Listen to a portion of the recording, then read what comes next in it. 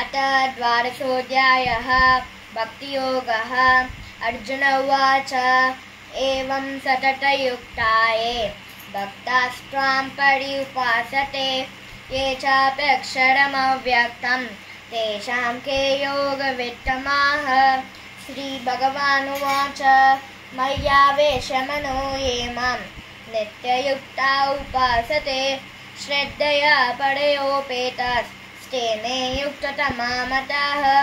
ये त्वक्षरमनिर्देश्यम् अव्यक्तं पर्युपासते सर्वत्र गमचिन्त्यं च कूटस्थं अचलं ध्रुवं तन्नियम्येन्द्रियग्रामं सर्वत्र समबुद्धयः ते प्राप्नुवन्ति मामेव सर्वभूतहिते रताः। क्लेशोऽधिकतरस्तेषाम् अव्यक्तासक्तचेतसाम् अव्यक्ता हि गतिर्दुःखं देहवद्भिरवाप्यते। ये तु सर्वाणि कर्माणि मयि सन्न्यस्य मत्पराः अनन्येनैव योगेन मां ध्यायन्त उपासते तेषामहं समुद्धर्ता मृत्युसंसारसागरात् भवामि न चिरात् पार्थ। मय्यावेशितचेतसां मय्येव मन आदत्स्व मयि बुद्धिं निवेशय निवशिष्यसि मय्येव अत ऊर्ध्वं न संशयः।